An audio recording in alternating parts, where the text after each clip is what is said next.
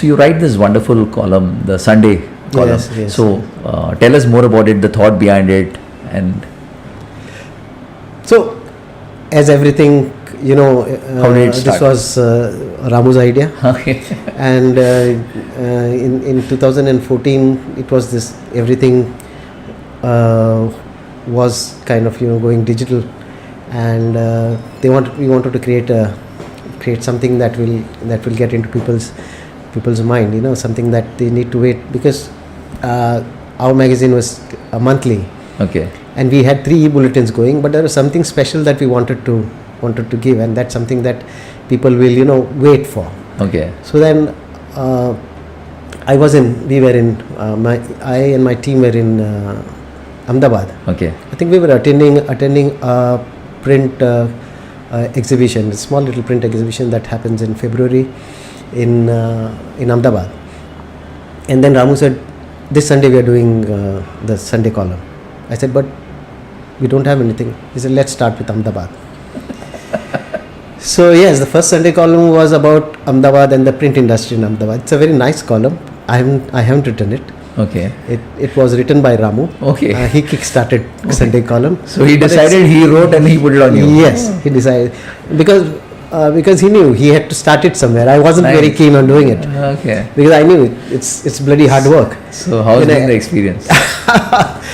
2004. It was how many years now? 14 February I think it was. 2014. Okay. Next 9 year, years. it will be 10 years next year. Yeah, 9 years. Long. Yes. What? Now it is October. Yeah, another so 4 months to go. Months, it will be 10 years. A decade of Sunday column. I'm sure you'll have some special. Yeah, every Sunday when after I have done Saturday by Saturday everything is set. There is a sense of relief, that okay, ye Sunday ho gaya, and then on Monday it gets on your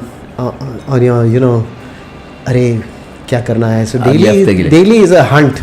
Yeah. कि क्या करना है, कैसे करना है. Well, I get support from my team, but sometimes till Friday there is nothing, and then you conjure up something, and then. So which are your favorites? So my favorite, the first one was as I said very nice, but it wasn't written by me. Then sometime later, I think in 2014, I'd gone to Vasai. Okay. And there I have a friend, 2 friends rather, and we have a group called Three Musketeers. Okay.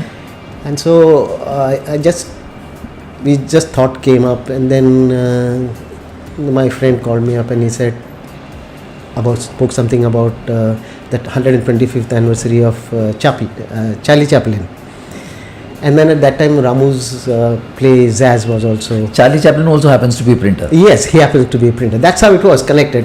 So this initial intro was because I am a big fan of R.D. Burman, and every time we met at this particular joint called Kinara in Vasai. Okay. It's next to the seashore. We always spoke only about R.D. Burman and the music. Every time we met, we only spoke about R.D. Burman. So yes, I'm a hardcore fan. We are a hardcore fan of mine. I named my son Pancham also after him.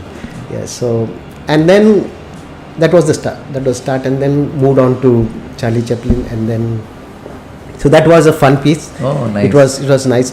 Memorable one. Yes. Anything? Because I got a lot of feedback. Particularly, there was one sentence that was used in that thing is, but let's not digress.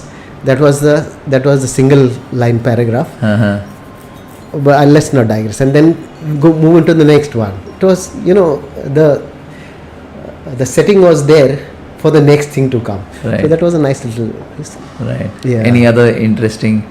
The other interesting thing that I had attended inaugural ceremony of a plant for Toyo. Toyo. And the chairman of Toyo, the Japanese name are a little difficult to remember. Sorry, I can't remember the name. But during his course of presentation, his keynote, he shared some really insight, and then I had an opportunity to talk to him, and he shared three things about how to go if I remember correctly, one was to continuously, inaugurate.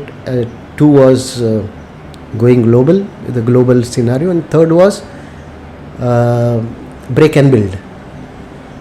So break and build was not to break anything. It was technically that you replace the older one and reinvent your process. Reinvent your thing. Okay. So that was a nice message that was there. I think. And you connected that with the printing industry. In the printing industry, Wow. And I think even in today's time, if I don't know whether it's still available on the net side, because we had a little reshuffle in the net, but it is still a very relevant piece, I think.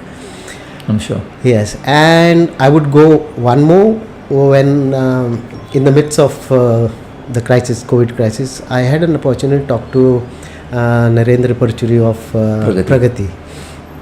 And the conversation was supposed to be about an installation, but installation just became a side, became the beginning, what they call it, starter, and but larger thing came out was how to tackle the crisis. Okay. And it's there on the net, and I think even was quite well received. Quite well received, and I think what he conveyed was work to your strength. Mm-hmm.